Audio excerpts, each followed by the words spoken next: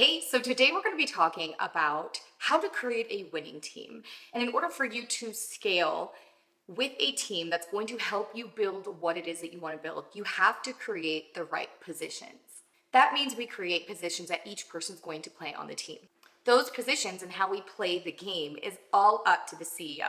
That's you. There is more than one efficient way to do this, and some of you are going to argue there is a right way or a wrong way. But honestly, the only way that it's right is as long as it's producing the results that you need to produce in your business to get you to where it is that you want to go. That is what makes it the right way, and all of us might do it a little bit different. But there is one thing that I think was the biggest game changer for us, and that was creating something I like to call position contracts.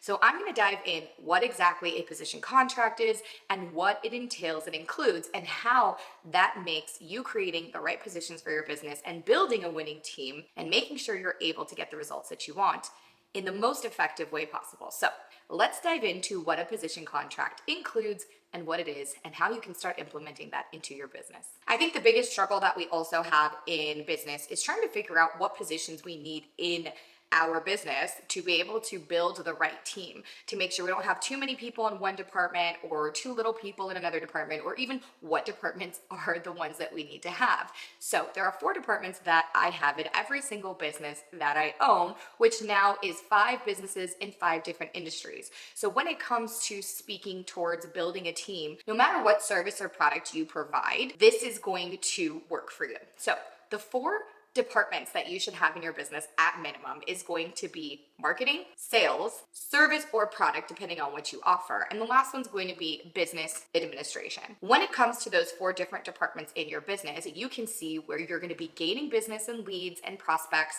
and the people and audience that you need to either sell a service to or product to, the people that are going to be helping you produce those sales and bring in revenue into your business, and whether you're going to be fulfilling on a service or product fulfillment. We'll come to that piece in the department.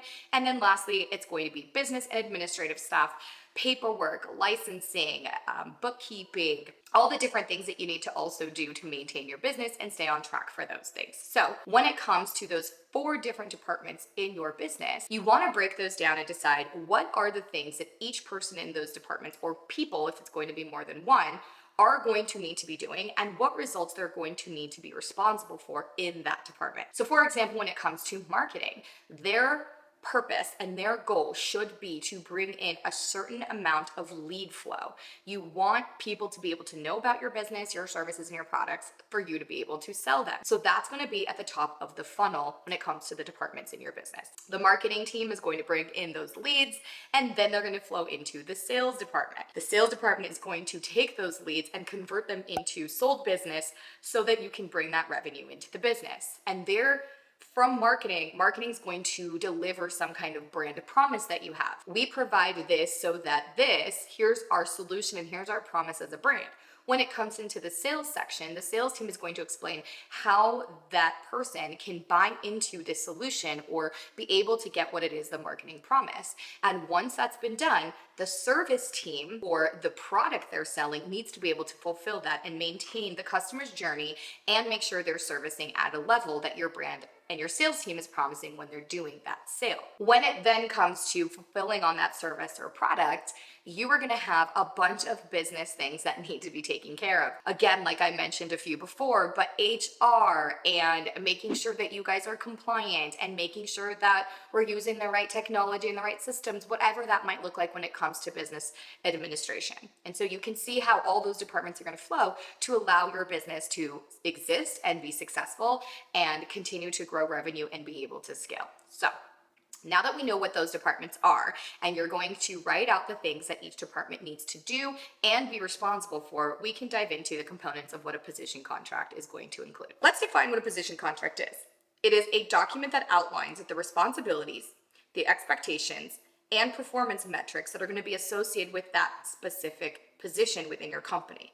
While the exact contents may vary on what each organizational role is, a position contract typically includes these following elements. The first element is going to be the position title. That's going to allow you to create and state a title so that you're going to have common understanding about what that position is. And the point is to provide clarity and understanding of what that title includes. The next piece is going to be the purpose. We want people to understand the purpose of why this position was created, to have clarity, understanding, and expectation of what is the position and the role they're playing in that position and how it affects the greater vision of what your company is trying to do. To use a sports analogy, which I sometimes hate to do, but I think it's the easiest way to understand. When you are playing on a sports team, for example, there are different positions for a reason. There is a purpose for why that position has been created, so that when it comes time for that person to play their role and play that position on the team when they're playing this game, they understand what it is that they need to do. It's the same thing for our business. We need to make sure that the individuals know that when they are able to bring in lead flow in the marketing department, for example, that without lead flow, the sales team can't sell, the service team can't fulfill, and there's not going to be a business to do any business administration on to make sure that the business is compliant and has all the things and can continue to scale, right? And so they need to understand that their role is the role that really starts everything when it comes to building revenue into the business. And so how important their role is to the overall company and the vision of what it is that you're trying to do. That way they understand the why and the purpose of their position, so that when you continue to break down the position contract, they're going to have a bigger understanding of how they are going to be playing this role and why their position exists. I think when it comes to anything, we in school or when we were working maybe in a corporate setting or as an employee, we always wanted to know, why are we doing the things that we're doing? Why is it that this is expected of me? Why is this responsibility mine? How does this matter in the grand scheme of things? And when somebody knows that, it makes it so much easier for them to show up and get those things done, because they understand how it's going to affect everything else. The next part of the position contract is going to be the job responsibilities, or the actions and activities that somebody is expected to do within that position. It's important for us to really lay this out. You are responsible for X, Y, and Z. Here is what those look like. And then what I like to do is add in a reference for any training that they might need to do on those specific activities and tasks, so that they're never expected to just know how to do it, or that there's a resource there that they can tap into to make sure they're doing the best that they can based on company standards and the way we want them done. So it does say job responsibilities, but not limited to, because things evolve in business and things evolve in positions, and people might get hired on or, fired for whatever reason, or maybe we need to restructure how the organizational chart is in our company. And we want to make sure that people understand what activities and what tasks they need to be doing. These activities and tasks need to be KPIs, key performance indicators, the things that are going to be the 20% of stuff that they're doing that give 80% of the results of whatever their purpose is in the company, and how they're going to bring in those results and the position that they need to play.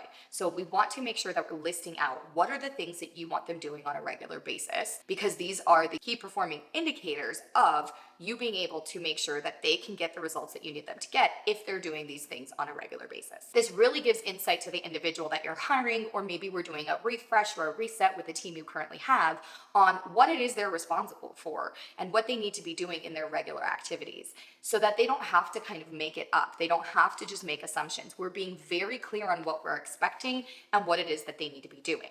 That is the entire purpose of this position contract, is again to create that clarity on what their title is, what the purpose of the position is, and what are the things that they're expected to be doing. The next piece of the position contract is going to be the goals. We want to set measurable metrics so that when we go into tracking their activity and the results that they're bringing in there, we want to make sure that we set the standard of what those goals are that we want them to achieve. It has to be something measurable and something numerical. We want these to be based off the key performance indicators we previously in the position contract discussed and wrote out when it comes to job responsibilities. And we want to be able to quantify certain targets, such as sales revenue, for example, or customer satisfaction, and how we can evaluate them on the expectation they have of what we need them to produce as results. So this looks like defining the desired outcomes or results that the employee is expected to achieve in this role. And we want to make sure that the outcomes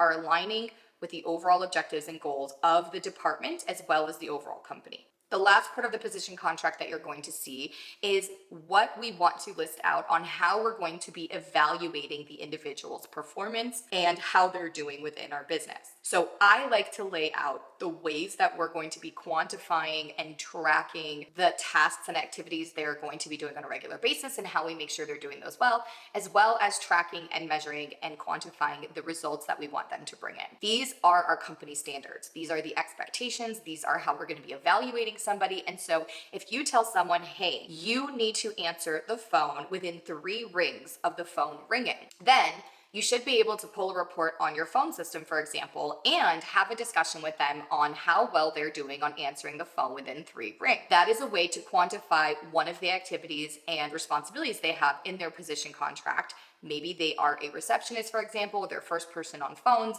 and you want to make sure that they're answering that phone within a certain amount of time. And so you have to quantify that it needs to be within 3 rings. And if they can't do it, the rest of the team needs to understand if the phone has rang 3 times and it hasn't been answered, the team needs to jump in and do that. That helps you to be able to say, this is the expectation. Here's how we're going to evaluate that you're able to accomplish this task and activity in your role, and how we're going to be able to measure it and what we're going to hold you to as far as a company standard. Here's what this does when it comes to the position contract. It allows somebody to know, this is what I'm watching, this is what I want you to do. So they can do their best to achieve and be the most efficient in those things. If you don't lay this out for them, they're not going to know that it's important for you to have the phone answered within 3 rings. Sometimes we feel like this is common sense, but it might be common sense for us and it might be something that we value. But if we're not clearly communicating or setting that expectation as the leader and the CEO in the business, we cannot expect somebody to have that clarity as well.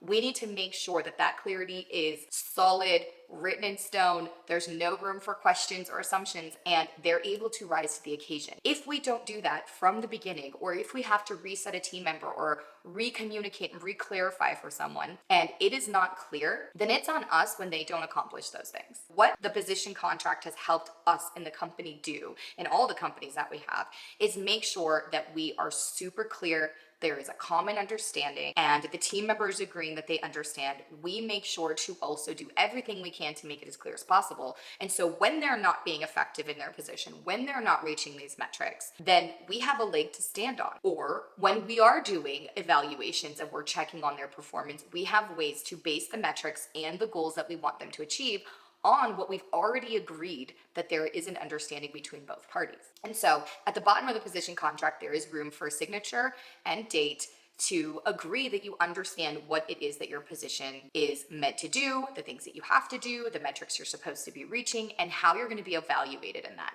Now, we use this position contract when we are hiring. After we have had an interview that was successful and we would like to offer a position to somebody, we go over the position contract and make sure it's super clear to them before they accept any offer or before we even give an offer.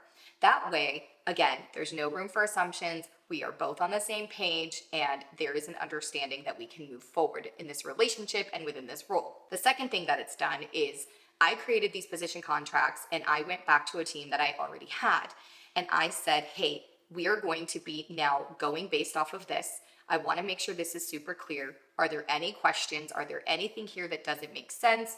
We worked through the position contract and we reset the team. Now, after you do this, it is your responsibility to hold this contract and make sure that you really are evaluating them, that you're holding them to these standards. Because if you just do this position contract and go to your team and say, hey, this is what we're doing from now on, this is what I want you to be super clear on, and make sure you have clarity and understanding, and you agree to uphold this, and then you don't do your part to hold them to it, they're gonna think that your word isn't as effective or weigh as much as it should, and this is where the starting point is. So you can do both. You can use this when you're hiring, and you can also use this when you need to do kind of a reset or restructure some things in your business. Last thing I want to say is just a disclaimer. I am not a business attorney. This is not a legal and binding contract. This literally is a document that is listing out the things that are important to you within this position that these people are playing in your company, and they're just signing that they agree and understand what it is that you are presenting to them and what it is they're responsible for. So I want you to understand, even though I use the word position contract, it is not a legal binding document. This is about signing something that you understand what you have read and what you're responsible for, and you are agreeing that these are the things that you will take on and the position that you're taking on. So I urge you to look into how you can start creating the right positions in your business and use this tool to communicate to your team what it is that they need to be doing, why it matters, how they're going to be measured, and how they're going to be evaluated, so that we are super clear in our communication and that everybody is on the same page. Let me know if you are implementing this, if you have done this. Comment below what your favorite part of this was and how you plan on implementing it into your business. Don't forget to subscribe and like this video. And if you know anyone who might need to do this in their business because they're struggling a little bit with how they're functioning with their team, make sure to share this video. It helps us grow and it helps me continue showing up every week to provide more useful and valuable content for you to be able to be successful in your business and to really build a life that you love through your business and gain time and financial freedom. Thanks for hanging out, and I will see you in the next video.